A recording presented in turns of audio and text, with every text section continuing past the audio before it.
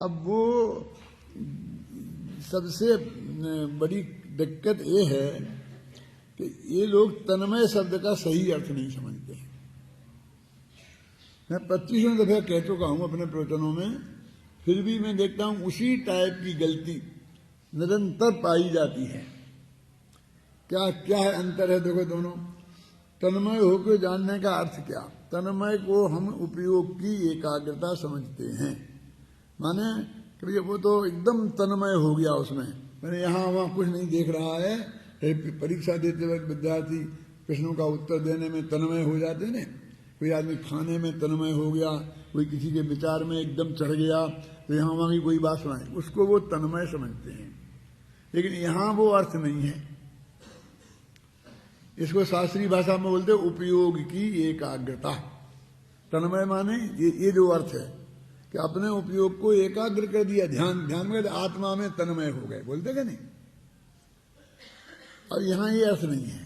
तो क्या अर्थ है फिर? कि तन्मय माने मैं उस रूप हूं, ऐसी मान्यता पूर्वक।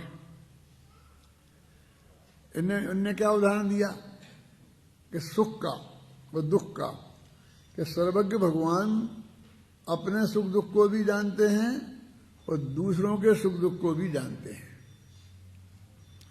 सर्वज्ञ भगवान पर लगा रहे हैं, तो अपने सुख दुख को जानते हैं तो उसको भोगते भी हैं साथ में। खुद को उनको दुख तो है ही नहीं, जो उनको अनंत अतीन्द्रिय सुख है वे उसको वो भोगते भी हैं, क्योंकि वे उस तन्मय हैं। तन्मय माने वो उसी रूप है, उन्हीं रूप है वो। और दूसरे को सुख दुख को जानते हैं तो तन्मय नहीं है। तन्मय नहीं है माने एक उपयोग एकाग्र नहीं है, ऐसा तो है ही नहीं, क्योंकि सर्वज्ञ भगवान के तो उपयोग एकाग्र होना और नहीं होने का सवाल ही नहीं खड़ा होता। वहां तो सबका एक सही होता है ना? उपयोग एकाग्र है कि नहीं है ऐसा कुछ होता ही नहीं। तो फिर वो दूसरे के सुख दुख को सिर्फ जानते हैं, भोगते नहीं है। तो जिसमें स्वापन होता है उसे जानने के साथ भोगना भी होता है, और जिसमें स्वापन नहीं होता है उसे जानने के साथ भोगना नहीं होता है।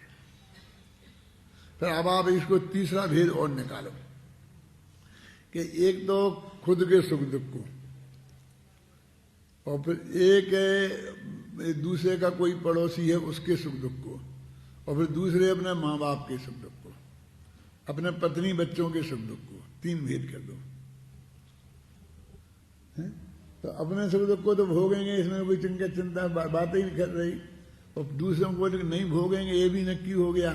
अब ये बीच के जो है ना, स्त्री पुत्र माँ बाप, तो इनके दुख को छदमस्त भोगेगा क्या नहीं भोगेगा? देखो, जितना उसमें अपनापन है उतना भोगेगा, जितना अपनापन नहीं है उतना नहीं भोगेगा। स्पष्ट दिखाई दे ना? तो वो जो अपनापन, उस तन्मय माने श्रद्धा गुण की पर्याय है।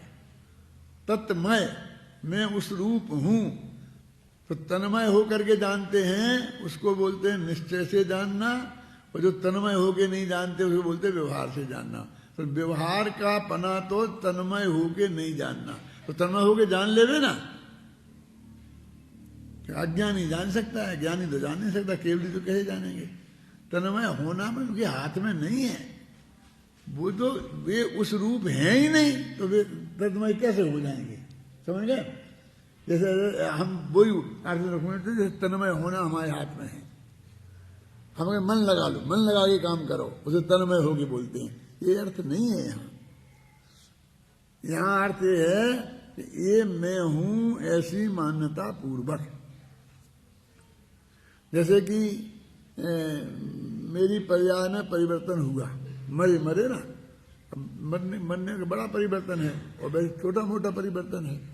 अब छोटा मोटा जो परिवर्तन हुआ तो पर्याय में मेरा जितना अहमपन है उतना मुझे उसको बदलने से सुख दुख होता है, जितना अहमपन नहीं है उसमें बिल्कुल नहीं होता है। अब जिसका बिल्कुल नहीं है अहमपन, उसे बिल्कुल दुख नहीं होगा।